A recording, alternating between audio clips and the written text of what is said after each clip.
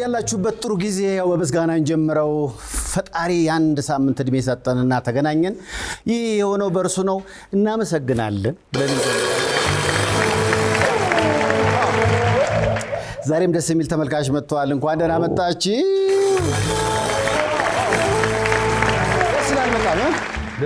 ሳምንቱ እንዴት ነው ኦኬ ነው አሪፍ ነው ትንሽ ግን ሴብሻል ለፀሐይዋ አቃስለች ይሄ እኮ ነው ትልቁ ችግር ያለንን ነገር ሳይሆን የሌለንን ነው የምንጠብቀው ጎበዝ በመላው ዓለም ያለውን የአሜሪካንን በረዶ ላየ የአውሮፓን እንደዛ ጎርፍ አደጋው ስሪላንካ ምናምን አሁን እቺ ፀሐይ ዛፍ ጥላ ስር ወደን ማለፍ የምንችለውን ምንድነው በቃ የሱን እንዳታይ የሱን እንዳያው በቃ ታንክስ ጋር ነው እንጂ ያለንን ማለት በመላው ዓለም ያለው የአየር ንብረት መዛባትን ላይ እቺንማ ፀሐይ ጥላ ስር ቆመን እናሳልፋት ነችና ተመስገን ካልን ነገሮችን ይበልጥ ያስተካክልልናል እናመሰግናለን እንበለሳ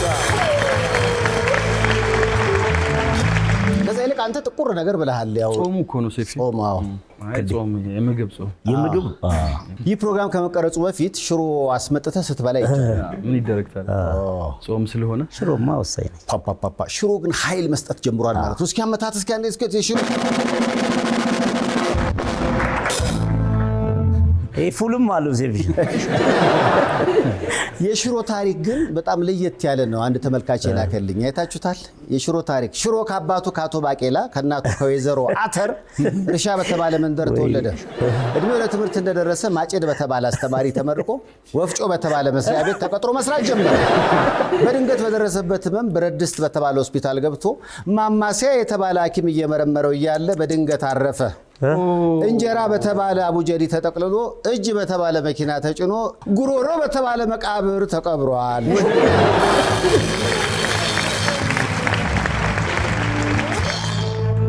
አሬ ሽሮ አመታት ይሄ ሁሉ የሽሮ ታሪካዊ ዳራ ደስ ይላል እስኪ ባሳለፍነው ሳምንት በሀገራችን ምን አዳዲስ ነገር ተከሰተን ይህ ዜና ብዙዎች መነጋገር ሆናል ባሳለፍነው ሳምንት እስኪ ላንበበውና ከማላችን በተለይ ለመልክተና ለዳኒ ሰዎች መልክተን እንኳን አይመለከታትም ዳኒ የምትሄድበት አንድ ሀገር ልጠቁምህ ነው በአውሮፓዊቷ ሀገር ላቲቪያ የትዳር አጋር ፍለጋ ለሴቶች መከራ ሆኗል የሴቶች ቁጥር በ3 እጥፍ ከወንዶች ስለበለጠ አንድ ወንድ በአማካኝ ከ10 እስከ 12 ሴቶች የታገባኛለ ጥያቄ ያቀርቡለታል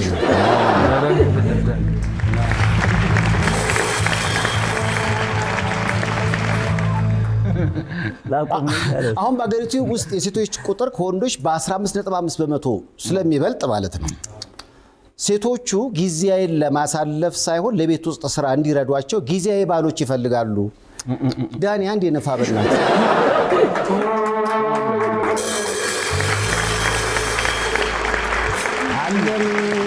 የደስታ ነው የሴቶች ቁጥር እየጨመረ ነው ምነው እንግዲህ ላቲቪያ አውሮፓ ከዚህ በኋላ ነው እንግዲህ በርካታ ያላገቡ ወንዶች አውሮፓዊቷን ሀገር ላቲቪያ አውሮፓ ዋንጫ ላይ የምትሳተፍ ከሆነ እንደግፋታለን ብለው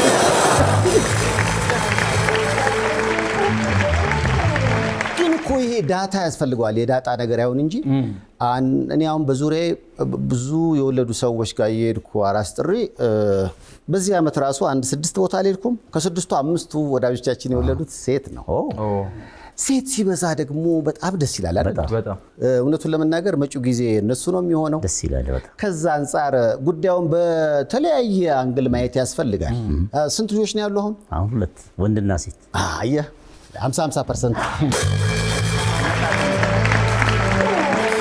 ልጅ ጤናማ ይሁን እንጂ የጾታው ጉዳይ ያሳስባል ችግር የለው ሴት ስትወልድ ቅድም እንዳልከው ግረድ ጠብነች ይባላል በጣም ወንዱም በኔ በኩል እውነት የሴት በረከት ይኸው እዚህ ጋር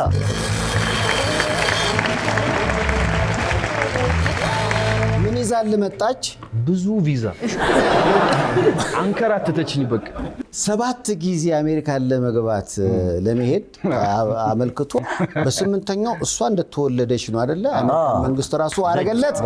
አሜሪካንን ዞሮ የሙዚቃ ስራ አቅርቦ ይሄው ተመለሰ።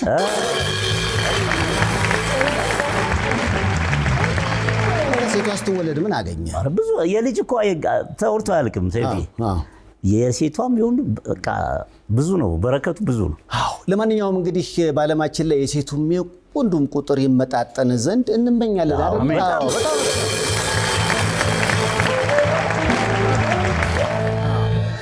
ወንዱ ሚስት የለም ይላል፣ ሴቷ ባል የለም ይባባላሉ። እና ከባድ ነው አይደለ? የላቲቪያን ደሞ ያየ የኛ ተመስገን ነው። በነገራችን ላይ ትሮምቦን የሚነፋው የቅኝት ባንድ አባል ዳኒ ይከራይ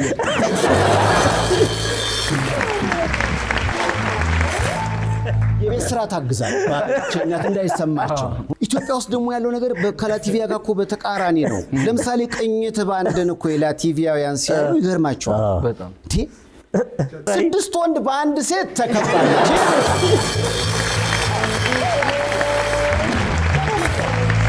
ላቲቪያ ምላሽ ስትሰጠኝ የላቲቪያ ሴቶች አሁን ታድላ መልእክት በጣም ደስ ይላል። በነገራችን ላይ በተለይ ከሙዚቃ ውድድር ጋር በተገናኘ የተለያዩ የአይዶል ፕሮግራሞች አሉ አይደል? ብዙ። አዎ ባሳለፍነው ሳምንት የኔ ቆንጆ ኩሪ ካሁን በፊት የሴፍ ቤቢስ እንግዳ ነበረ። አልበም ሊያወጣ የተንቀሳቀሰ ነው። ብዙ ሜዱን አሁን አቁሟል። አዎ አዎ እንግዲህ የኔ ቆንጆ ኑሪ ካሁን በፊት በተለይ በዚህ ዘፈን የተነሳ ብዙ አስተያየቶች ሲነሱ ነበር አይደል? በጥሩም በመጥፎም ጎኖች። አዎ እኛ የምንለው የኢትዮጵያ ሙዚቃ ኢንዱስትሪ ብዙ አድናቂ ስላለው ለምሳሌ የኔ ቆንጆ ኩሪ የሚያስደስተው ሰው ካለ አልበም ቢያወጣና ቢደመጥ ምንድነው ችግሩ? ምንም። የኔ ቆንጆ ኩሪ አውጥቶ ቢደመጥለት ነገ ጧት ደግሞ እኛም አልበም አውጥተን እንሰማለን ይችላል። አዎ አንተም ማሲንቆ በራስህ የኔ ቆንጆ ኑሪ። አዎ ብዙዎች ሲጨቃጨቁ ነበር። ለምን ምናምን ሲባል ነበር አይደል እንዴ? እስኪ ይውጣና መጀመሪያ እንየው። እኔ አሁን ከአይድል ፕሮግራም በጣም የሚያሳዝነኝና እንደው የት እንደገባ ማለቀው በጣም ማደንቆ አንድ ድምጻዊ አለ። ይሄ ልጅ የት ጠፋ? በእናታችሁ ለምንድን ነው አልበም የማያወጣው? አየታ ከቺ እምዬ ከአገር ቤት እንዴት ላረዳት ነው የወንድሜን ሞት ባንደራሱ አልተገራም ወይ ፈረሱ ባይ ፈረሱ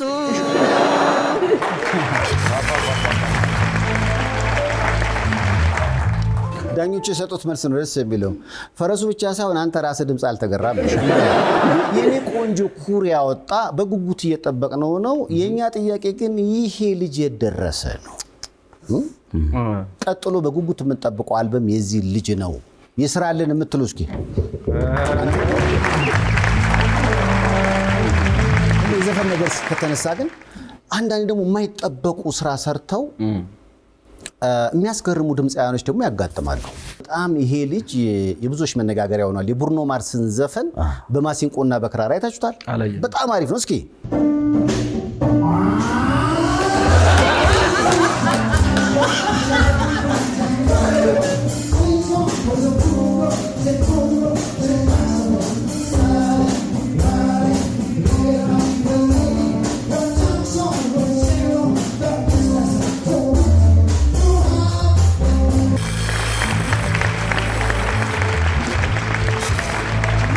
ቦታ ደግሞ እንደ አይነት የሚገርም ድምጻም ያጋጥማል።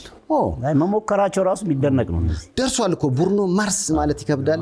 ቡርኖ ጁፒተር ነው ግን አሪፍ ነው። በጣም አሪፍ ነው።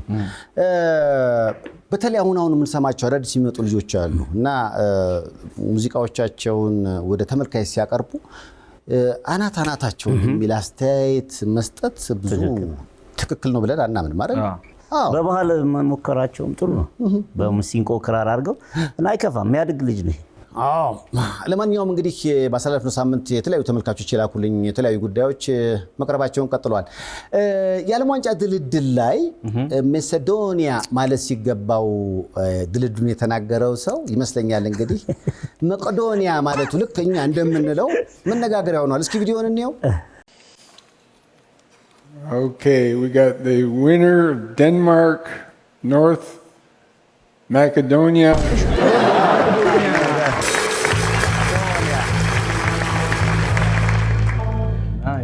የእርዳታ ማስተባበሩን ስራ በመላው ዓለም ሲተላለፍ ነበር። እዚያ ነበር መቄዶኒያ የምንለው እኛ ነን እና እንዴት አለ የሚለው የብዙዎች መነጋገሪያ ነበር ባሳለፍነው ሳምንት። ከዛ ውጭ እንግዲህ ተመልካቹ ሙቅ ያለ ጭብጨባና ባንዱ እንዲፍክት ብሎ ይህን ፕሮግራም እንዲከታተሉና እንዲያቀርቡ ላደረገልን ለቻኖሊ ኑድልስ እናመስግነው። እስኪ ቻኖሊ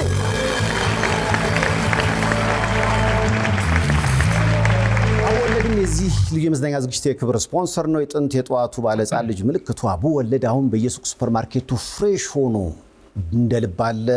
ያው እንግዲህ የድሮም ትዝታ ይቀሰቅሳል፣ አዲስ ትዝታም ነውና አቦወለድ ተዝናኑ ብሏቸዋል። አቦወለድ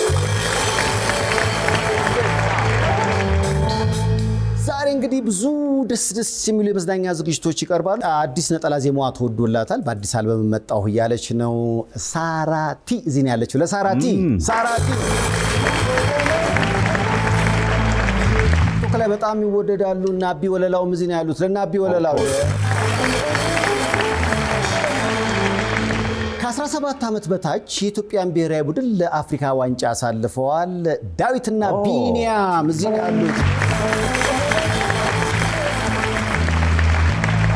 ድምቅ ያለ ነው። ምንድነው የሚሻለው? መቀወጥ ነው። በዚህ መዝናኛ ዝግጅት ላይ ሳቅ ጨዋታ ብቻ አይደለም። ጽድቅ መንገድ ላይ የሚገኙ የተለያዩ ወገኖች አሉ። ታመናል፣ ባካችሁ አግዙን ይላሉ። የእነሱን ቪዲዮዎች ደግሞ አይተን እንመለስ። ይህ ያያችሁት ሕፃን ናታኒ መስፍን ይባላል። 8 ዓመቱ ነው። ከተወለደበት ደቂቃ ጀምሮ እንዲሁ ስቃይ ላይ ነው። ከዓመታት በፊት ጭንቅላት ውስጥ ውሃ ቋጥሯል ተብሎ ጥቁር አንበሳ ሆስፒታል የመጀመሪያ ቀዶ ጥገናውን አደረገ። እንደገና ኤምአርአይ ሲታይ ውሃው አንጎሉ ላይ እንዳለና ችግሩም ነርቮቹን እንደነካው ማየትና መንቀሳቀስም እንደማይችል በሚያሳዝን ሁኔታ ለእናትና አባት ተነገራቸው። ደነገጡ። ያለፉትን 8 ዓመታት ስለ ልጃቸው ብዙ ሆኑ። ያላቸውን ሸጡ፣ ግን አልቻሉም። እንደው የተሻለ ሕክምና አግኝቶ ቢያንስ ቆሞ እንዲሄድልን የምትችሉትን አግዙን፣ በሕክምናም ተባበሩን ብለው እየተማጸኗችሁ ነው። እንርዳቸው። ሼር በማድረግ ልበ መልካሞች ጋር እንዲደርስ እንተባበራቸው። ለመልካም ስራ ረፍዶ አያውቅም። አሁን የምታዩት ወንድማችን ቅዱስ ብርሃን ይባላል። ቅዱስ ማለት በጣም ጎበዝ ተማሪና ታታሪ ሰራተኛ ነበር። በልብ ህመም ኬዝ ምክንያት ነው እንደዚህ ሆኖ ያለው። ከዚህ ህመም ፈጣሪ ማራችሁ። በቶሎ ሰርጀሪ ካልተደረገለት በጣም ከባድ ነው ተባልን። የተጠየቅነው ብር ደግሞ በጣም ብዙ ነው፣ የለንም እና በመላ ዓለም የምትገኙት ኢትዮጵያውያን፣ ኤርትራውያን ወንድሜ ድኖ ለማየት ከፈጣሪ በታች የእናንተ እርዳታ ያስፈልገኛል እና እርዳታችሁ እንድትሰጡን በትህትና በአክብሮት በፈጣሪ ስም እጠይቃችኋለሁ። እንደምታኝ ባጋጠመኝ የልብ ህመም ምክንያት በከባድ ህመምና ስቃይ እገኛለሁ እና አሁን ባጋጠመኝ ከባድ የልብ ህመም ምክንያት እዚህ አይደር ተኝቼ እገኛለሁ እና አሁን ያለሁበት በጣም ከባድ ስቃይ አይደር ሪፈራል ሆስፒታል ውስጥ የተጠየቁበት ብር በጣም ከአቅሜና ከወላጆቼ አቅም በላይ ስለሆነ የልብ ቱቦ ይቀየራል ተባልኩ። ይሄ ለማድረግ ደግሞ 1.5 ሚሊዮን የኢትዮጵያ ብር ተጠይቃለሁ እና ይህንን ለምታዩ ደጋጎች ኢትዮጵያውያን፣ በዓለም ሁሉ የምትገኙ ኢትዮጵያውያን፣ ኤርትራውያን ወንድሞቼ እህቶቼ እንድታግዙኝ በፈጣሪ ስም ጠይቃለሁ። በሱ ፍቃድ ሲወለድ የስፓይናል ኮርድ ወይም የጀርባ አጥንት አለማለቅ ነበረ። ዘውዲቱ ሆስፒታል ነበረ።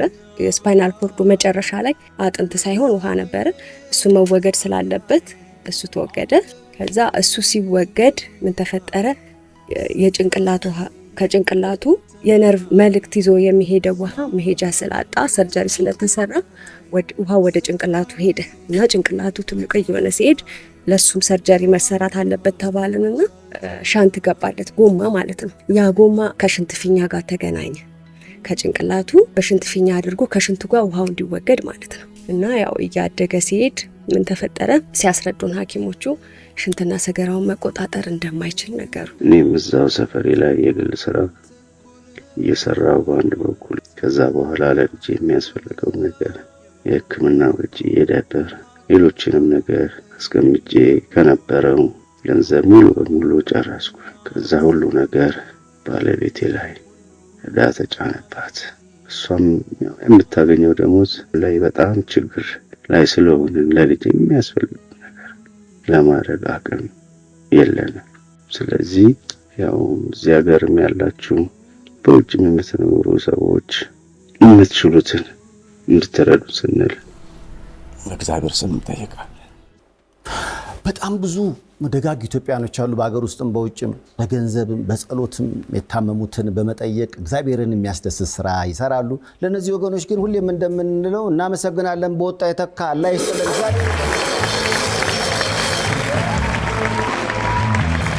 ዛሬ ልዩ የመዝናኛ ዝግጅት ነው። ተመልካቹ አለ። ቅኝት ባንድ በጣም ደስ ይላል። እስከ ዝግጅታችን ፍጻሜ አብረን እንሁን እያልን ነው። ከመልእክቶች በኋላ ሁሉም አዳዲስ ነገር ይቀርባል።